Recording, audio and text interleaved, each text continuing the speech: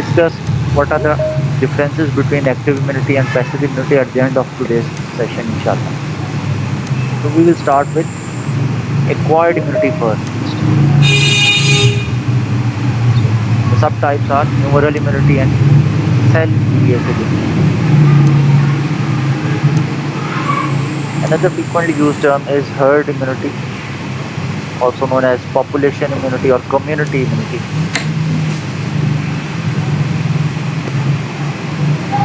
This figure is taken from your textbook.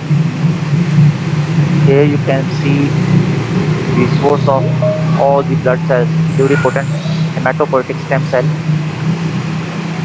and this cell is responsible for genesis of all the erythrocytes, all the thrombocytes, and all types of leukocytes. And the precursor cells, the hematopoietic cells, differentiate into different progenitor cells, and there are separate progenitor cells for B lymphocytes and T lymphocytes. And those cells which are pre-processed inside the thymus, one of the endocrine glands, these cells are labeled as T lymphocytes. So this T stands for thymus. So the pre-processing of these cells occurs within the thymus, whereas other cells which are pre-processed inside the bone marrow are labeled as T lymphocytes or sometimes simply B cells. Now this capital B stands for bone marrow. So the cells or lymphocytes which are pre-processed inside the thymus are labeled as T lymphocytes. The cells which are pre-processed in the bone marrow are labeled as B lymphocytes.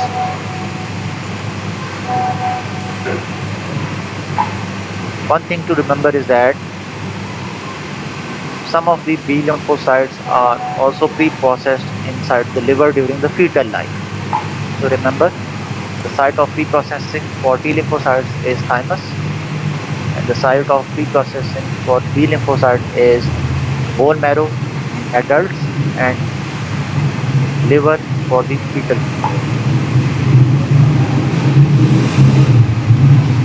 Once the pre-processing is completed, these T lymphocytes are exposed to the antigen. Here you can see this is the antigen. Once the T lymphocyte is exposed to the antigen, only then it will become active. So after the exposure to the antigen, you can see now this T lymphocyte is ready to act against the foreign agent. So this is known as the activation of T lymphocyte in response to exposure to the antigen. On the other hand, the B lymphocyte, once exposed to the antigen, it will transform itself into a plasma cell first. And these plasma cells are the source of antibodies or immunoglobulins. And these Y-shaped structures, these are the antibodies or the immunoglobulins. And the immunoglobulins will then destroy the foreign agent. So unlike T lymphocytes, B lymphocytes, they contain an intermediate stage or step, that is plasma cell. Once B lymphocytes are exposed to the antigen, they are transformed into plasma cells, and these plasma cells later on are responsible for the production of different types of antibodies or immunoglobulins. So these are the two types of acquired immunity. The immunity provided by the B lymphocytes is known as humoral immunity, and the immunity provided by the T lymphocytes is known as cell-mediated immunity.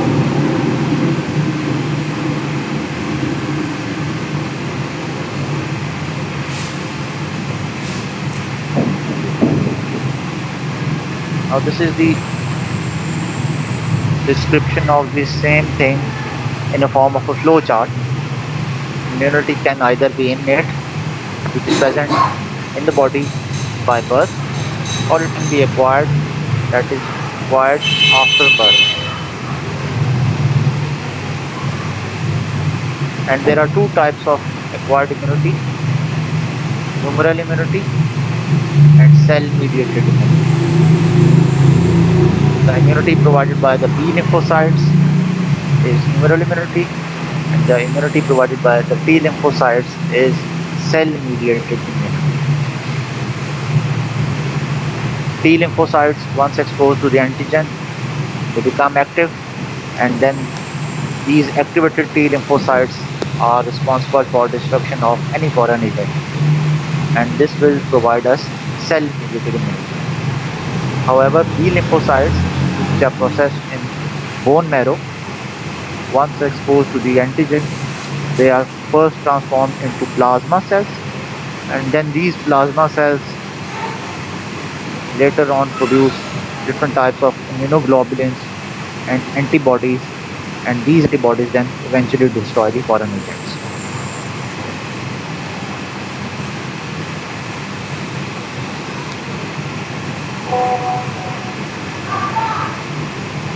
Now, another important concept is antigen processing. What is meant by the term antigen processing? Whenever there is an entry of any foreign agent or an antigen in our bloodstream or in our body, before they are exposed to the lymphocytes, they are processed first. And this function is performed by macrophages. And I hope you remember what are macrophages. Macrophages are type of leukocytes. Some of the monocytes, when they leave the bloodstream, they convert themselves into macrophages. And the most important function of macrophages is phagocytosis. So these macrophages will phagocytose, that is, they engulf the bacteria or the foreign agent, and then the foreign agent is broken down into small fragments. And this process is known as antigen processing. Another Sir, important frequently used term is cell clones. So what are different cell clones? So cell clones are group of cells that respond to only a specific antigen. So whenever there is entry of any foreign agent, the cells they attack this foreign agent in the form of a cluster or a group. And these group of cells, they are specific for specific antigens. And we call these cells as clones. So there are specific clones for B cells, specific for T cells. For example,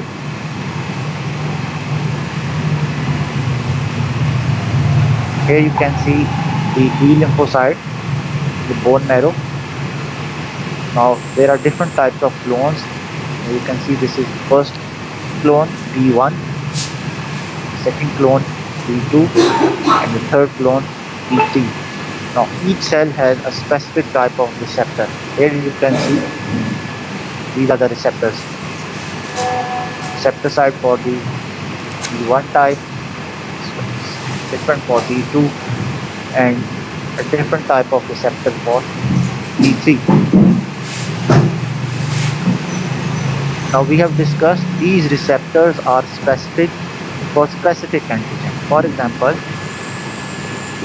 if there is an antigen invasion, these foreign agents they will attach to its complementary binding site. For example, these antigens are complementary to B2 type of clone only. These antigens will not attach at B1 or B3. So once the antigens they bind themselves at the receptor site for B2, which is specific for that specific antigen, this will be followed by proliferation as well as differentiation of B2 lymphocyte. As you can see, now this B2 lymphocyte has been proliferated and differentiated, and these cells are then responsible for production of immunoglobulins or antibodies. So in simple words, clones of cells are group of cells that are specific for specific antigens, the B1 और B3 से क्यों नहीं attach होगी? because the antigens will attach only at the complementary binding site. This is the concept of cell clones. These antigens are specific for specific receptors. They will attach only to the specific receptor site, which are complementary to these antigens.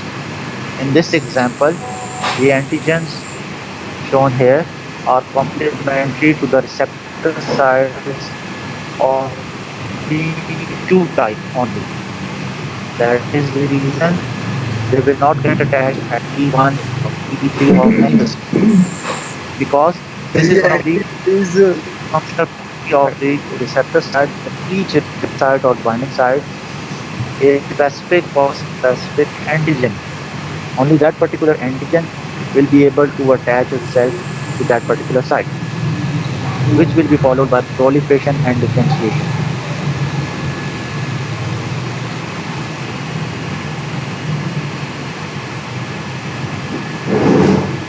Now, what are the primary response and secondary response of antibodies?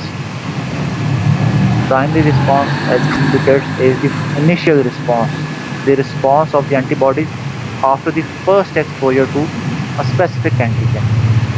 And the secondary response is the response of the antibody after second exposure to that same antigen. An important thing to remember is that the primary response, that is the response on the first exposure to a specific antigen, is a slow or delayed response. It's a slow or a delayed response. Not only the response is slow, it's a weak response as well, and the life is also short. In contrast to the primary response, secondary response, which is the response of the antibody after the exposure to same antigen on the second time, this is far more aggressive, far more potent if you compare it with the primary response. So it's of sudden onset and it is far more potent. And the memory cells are responsible for the secondary response. Remember, secondary response is due to these memory cells, memory lymphocytes. Memory B lymphocytes can be there, memory T lymphocytes can be there. Now, what do these memory cells do? They remain dormant on the first exposure to a particular antigen or to a particular foreign agent, and whenever there is a second exposure from the same antigen, these dormant lymphocytes will become active, and activation of these dormant lymphocytes will give a far more potent aggressive response. Now, this is the diagrammatic representation of the same concept of primary response and the secondary response.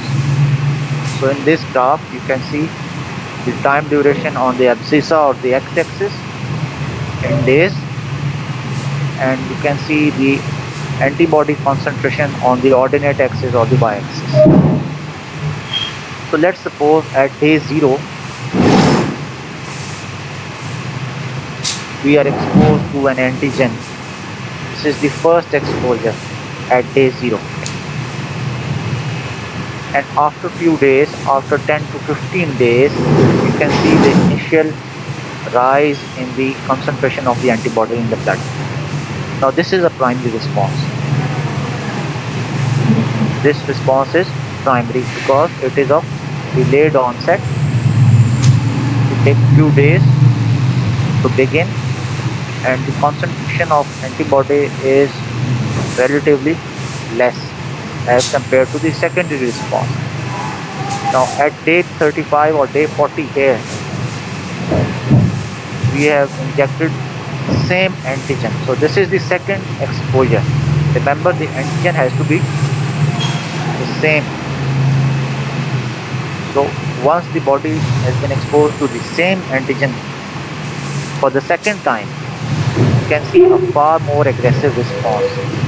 It takes only a few days and you can appreciate, you can compare the level of antibody concentration for the secondary response. This is far more potent. Not only it is of sudden onset, the potency is relatively high as well. And remember the role of memory B lymphocytes or memory T lymphocytes in the secondary response.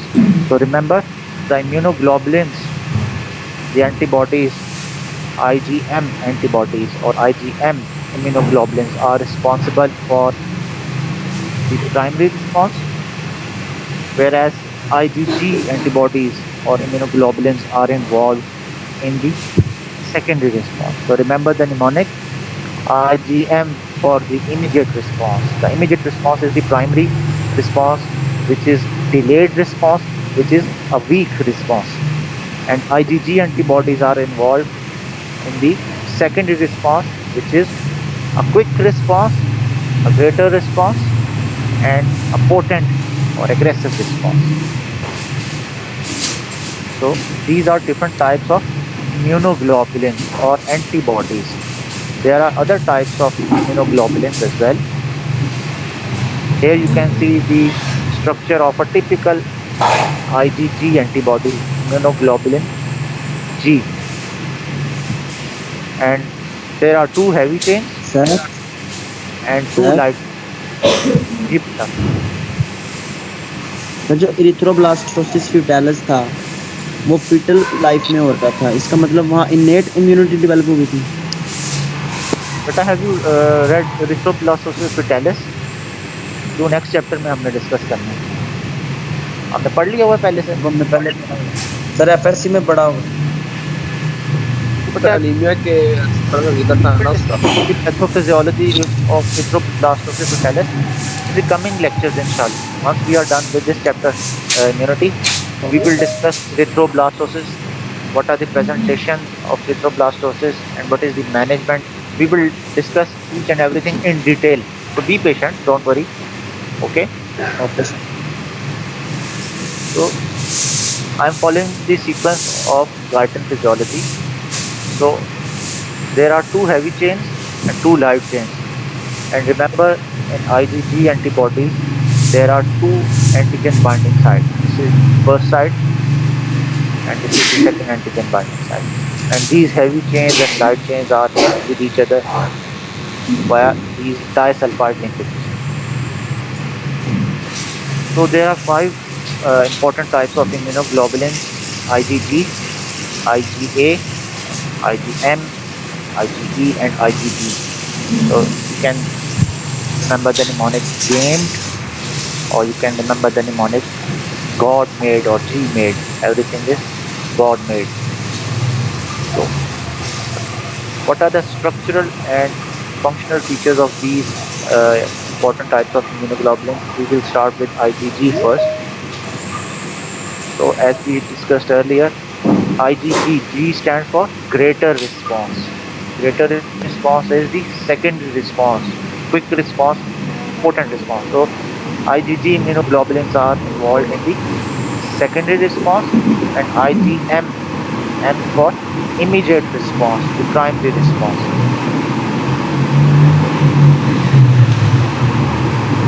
And the most abundant of all immunoglobulins is IgG. So in our circulatory system, the most abundant is IgG. As far as IgA immunoglobulin is concerned, this is the immunoglobulin which are present in our external secretions, for example, saliva or milk. They contain IgA. As far as IgE antibody is concerned, this is the immunoglobulin which has role in hypersensitivity or allergic reactions. So remember the role of eosinophils. You remember? Eosinophils, one of the types of granulocytes, and these eosinophils are involved in allergic response. So remember, IgE and eosinophils both are linked to allergic or hypersensitivity reactions.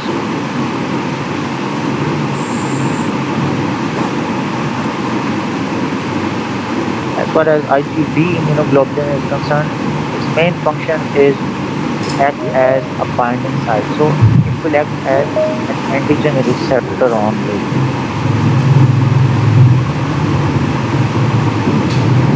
Now, this table is taken from Ganox, a review of medical. You can compare the five types of immunoglobulins.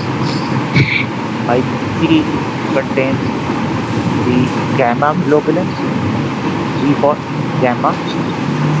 IgA contains the alpha heavy chains.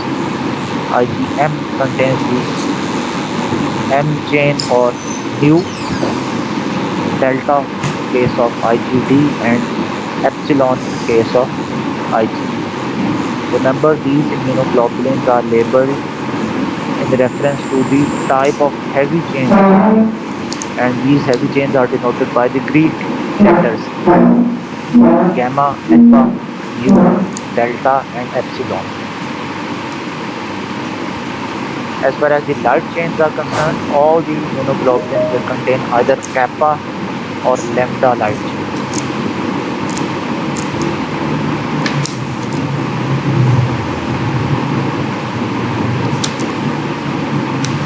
Here is a summary. IgM is responsible for the primary response.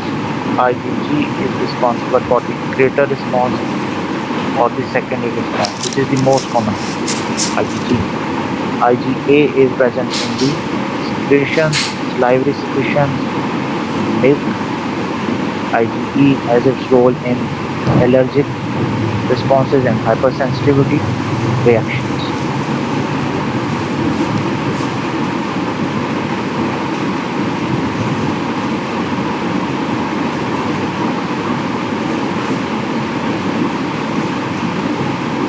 All these immunoglobulins, they are synthesized, they are produced by the plasma cells.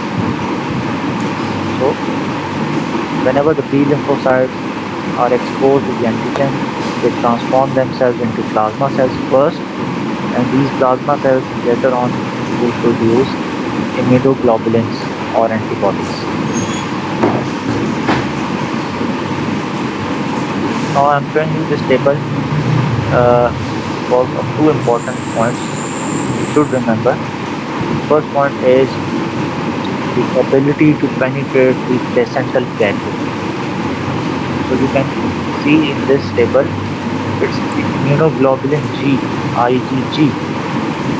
This is the only type of immunoglobulin which can penetrate the placental barrier. Other immunoglobulins are unable to cross this placental barrier. So as far as the placental transfer rate is concerned, IgG exhibits the maximum placental transfer rate. It has the maximum ability to penetrate to the placental barrier. And the second important point to remember is the role of immunoglobulins in complement system or the complement fixation. Remember, IgG is involved in the complement system and IgM is involved in the complement system. Rest of the immunoglobulins A, D, and E, they do not actively participate in complement system. We will discuss what is complement system in the coming slides. Yes, beta. Sir ये complement system क्या है? Okay.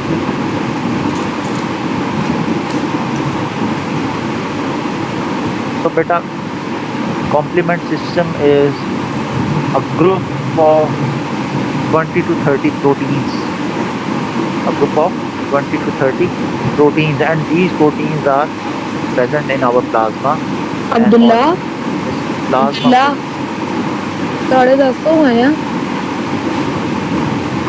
And we can label these from C1 to C9 and B protein and D proteins. And there are two important pathways in this complement system. One is the classical pathway. Classical pathway is initiated by the immune complexes. It is triggered by the antigen antibody complex. And the other pathway is the alternative pathway or propellant pathway, which is triggered or initiated by contact with any microorganism. Now, this microorganism can be either a bacterium, can be a virus, can be a fungus.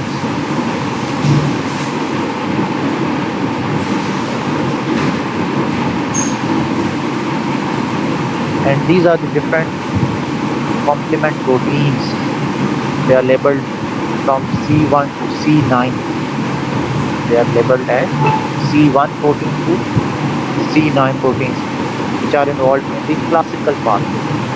The classical pathway starts from the immune complexes or antigen-antibody reaction. So whenever there is antigen-antibody complex formation, this will trigger the C1 protein. Activation of C1 protein is followed by activation of C4 and C2 protein, followed by activation of C3, C5. Activation of C5 will be followed by activation of C6 and 7, and then at the end C8 and C9 proteins will be activated.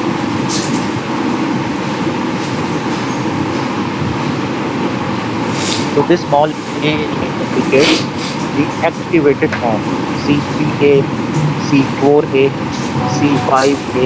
These are the activated forms of complementary proteins, and all these three activated proteins C3A, 4A and 5A, they are responsible for stimulating basophils and the mast cells. These are responsible for stimulating basophils and mast cells. Basophils are the granulocytes present in our blood, and mast cells are basophilic cells almost identical to the basophils present in the body tissue, especially the respiratory passages. Then there is the role of C5A protein in chemotaxis of the leukocyte. I hope you remember the term chemotaxis, movement of the cell towards its target.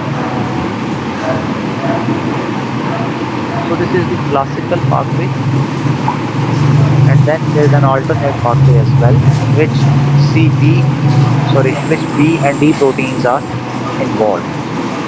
Complement protein B and complement protein D. When these complement proteins are exposed to any microorganism, whether bacterium, whether virus or fungus, they will activate B and D complementary proteins, and this will cause activation of C3 followed by activation of C5, and the rest of the steps are the same. The last step is the formation of lytic complex or lytic complex, which is responsible for the final step, that is destruction of the foreign lysis of cells.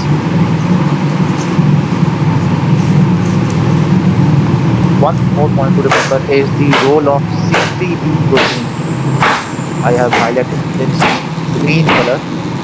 C3B complement protein is responsible for opsonization of bacteria. So here we have another term, opsonization.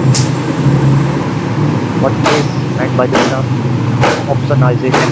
So to opsonize, in simple words, it means to make a foreign agent susceptible to phagocytosis. To opsonize a foreign cell means to make it susceptible for phagocytosis. And phagocytosis is the process in which the foreign agent or the bacterium is engulfed and eventually destroyed. And remember the role of C3B complement protein. And this C3B protein is known as opsonin. This is known as opsonin. So opsonin C3B is responsible for opsonization, which means to make a foreign cell susceptible to phagocytosis. Let me show you a figure. Now here you can see a bacterium. This is a bacterium, and this is one of the granulocytes, that is a neutrophil. You can see multiple fine granules are present within the cytoplasm. It's granulated, and the multi-lobed nucleus can also be seen. The polymorphonuclear granulocyte, that is neutrophil. How will this neutrophil act on this foreign agent, the bacterium? Here you can see on the surface of the bacterium, these are multiple opsonins, and these Y-shaped structures are the antibodies or the immunoglobulins. And for these opsonins, C3b proteins, which are inactive at this stage, they have a specific receptor over the surface of the neutrophil. So this is the receptor site for the opsonin, also known as the MAC1 receptor or C3b receptor. And similarly, there is a specific receptor site for the antibody as well. So the opsonin will attach at a specific receptor site. The antibodies will attach at specific receptor site. Once the bacterium gets attached to the specific receptor site located on the wall of the neutrophil, it will later on be engulfed. Here you can see these are the pseudopores,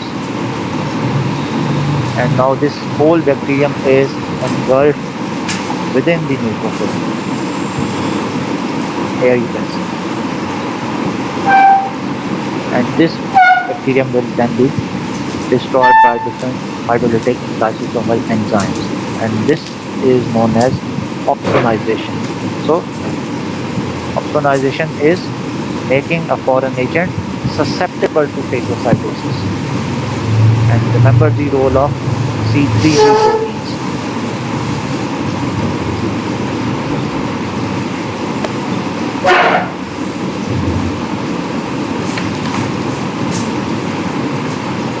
Here you can see another figure showing antibody mediated mechanism. This is neutralization.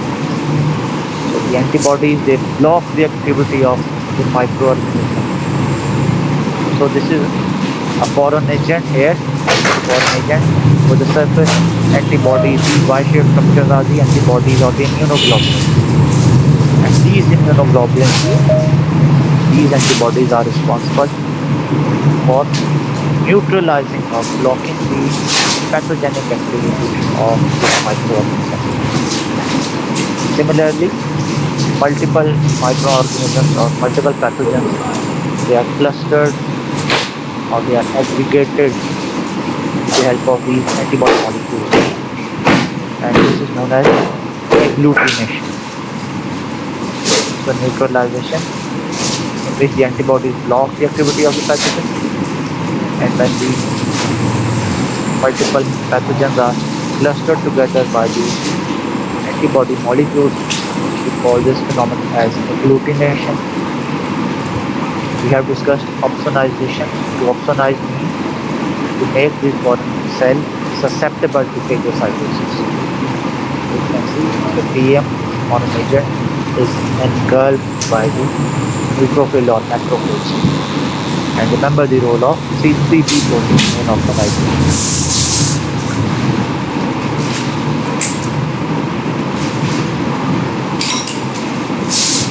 So we have discussed acquired immunity.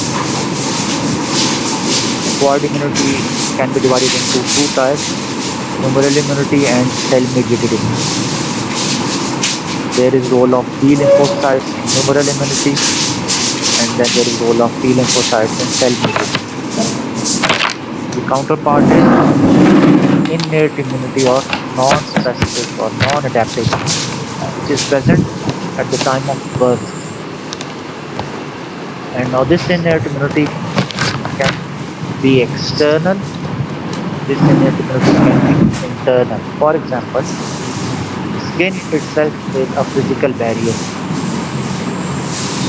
in the largest organ of our body, itself acts as a physical barrier. So in one way, it is providing a sort of immunity. So this is one of the examples of innate immunity. Similarly, the acidic lining of the GI tract again is providing innate immunity.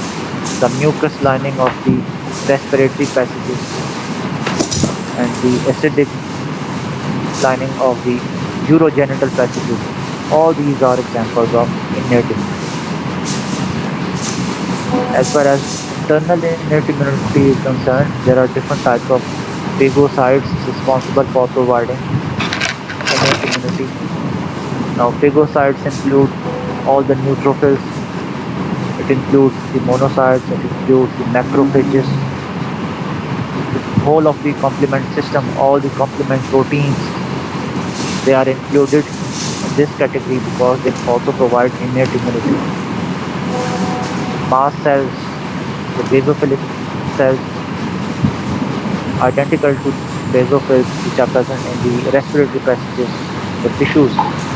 वो दोनों Again, these are ऊपर examples जाओ of innate immunity. ऊपर जाओ लो है चार And number another सीढ़ियों पे example बैठे is बिल्कुल the सामने innate immunity provided by the natural killer बिल्कुल cells. सामने ऊपर We will discuss the functions of natural killer cells in अबे detail दो नंबर एक minute in revive the they next lecture, inshallah.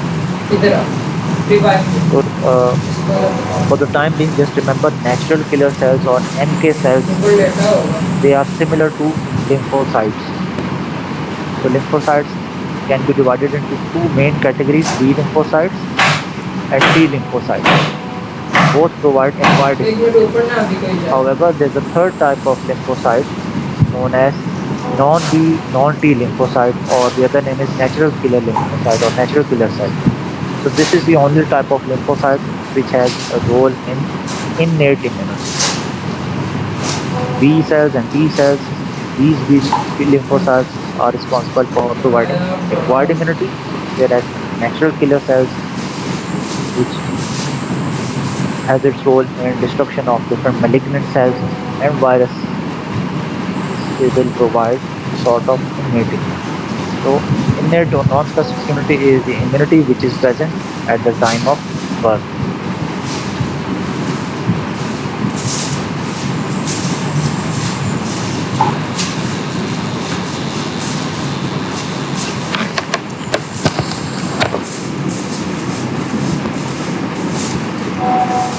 Now, here we can compare innate immunity with acquired immunity, also known as adaptive. Immunity which is present at birth is innate. The immunity which we acquire after birth is adaptive. Innate immunity is not specific as compared to acquired immunity, and it takes few days to develop. Acquired immunity takes few days, however, innate immunity is functional within few minutes. Then there is the role of B lymphocytes and T lymphocytes in acquired immunity. B lymphocytes will provide humoral immunity. T lymphocytes will provide cell-mediated immunity. Both humoral and cell-mediated immunity are types of acquired immunity. On the other hand, innate immunity is provided by the natural killer cells, the phagocytic cells, which include the neutrophils, monocytes, macrophages. The complement proteins will also provide innate immunity.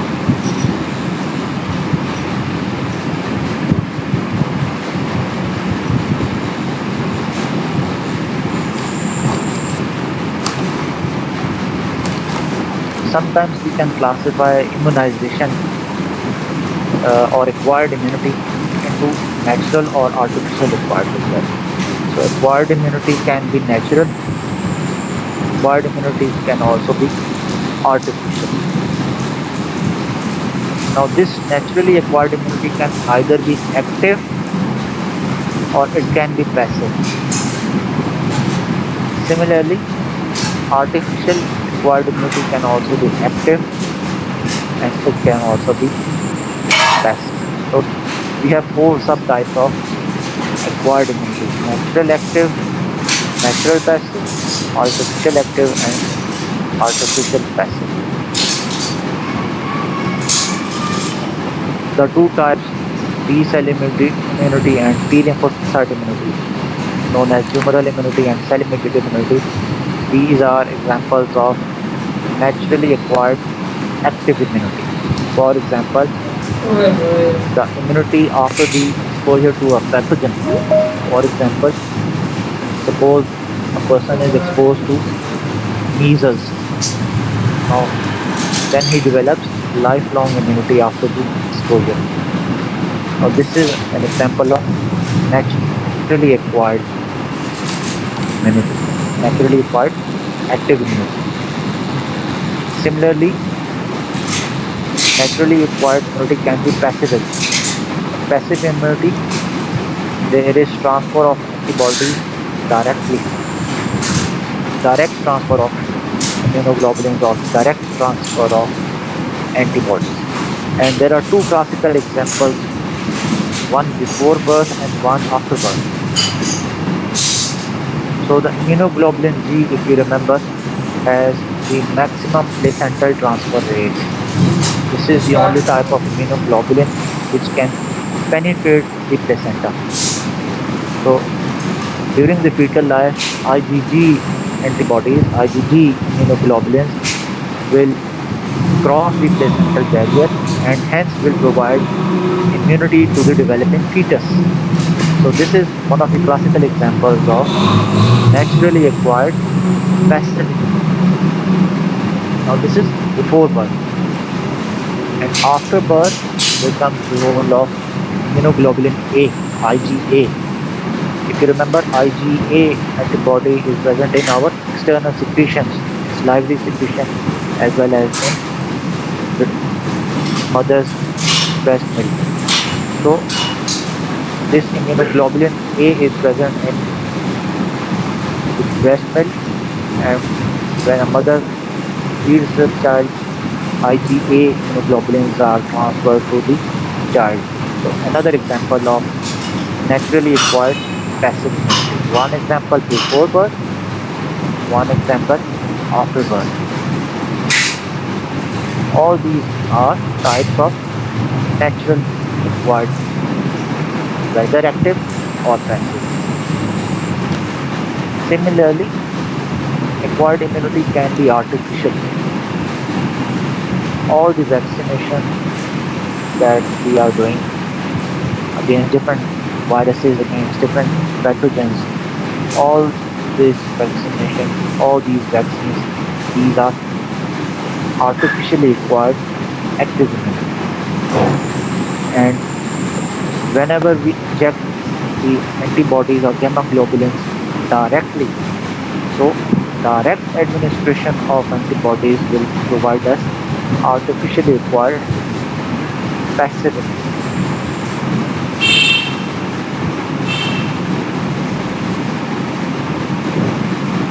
So acquired immunity can be natural, can be artificial.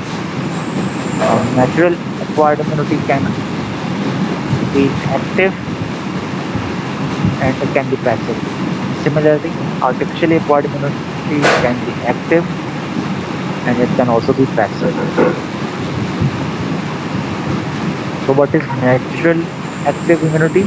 Whenever we are exposed, whenever we get contact with pathogen directly, such immunity is natural active immunity.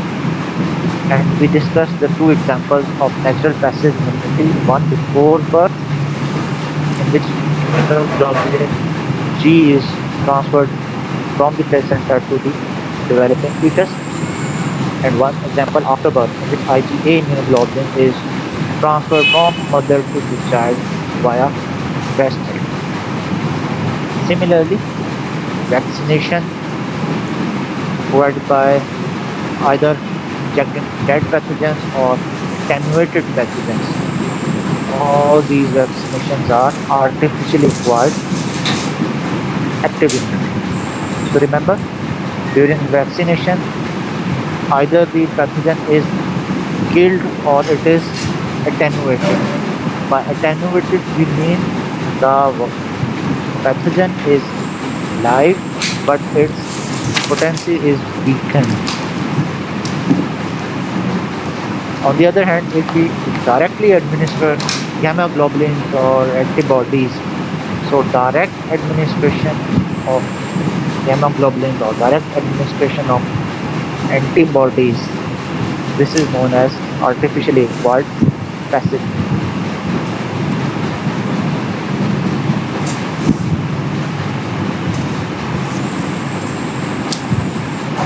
So here we can compare active immunity and passive immunity. In active immunity, we inject the person with the antigens. Passive immunity, we directly administer antibodies.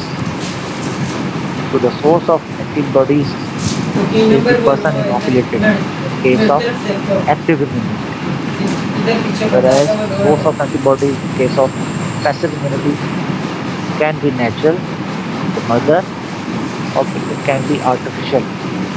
You inject the antibodies directly. इधर नीचे आओ The active immunity, it takes few days, 5 to 14 days to develop. However, the passive immunity is developed immediately after injection. ठीक है So ठीक है the कर duration लेते of resistance is much longer in case of active immunity and it is short in case of passive. So active immunity is more efficient as compared to passive. So we will stop here. Have you marked your roll call? Yes, sir. Okay, Beta. Yes, sir. Kindly go through the pages of guidances, uh, the chapter of immunity.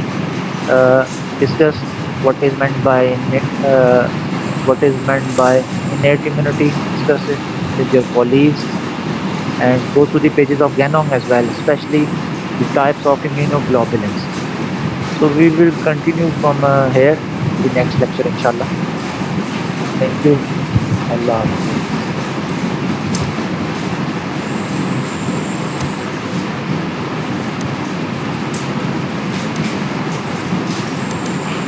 Those who haven't marked their roll call,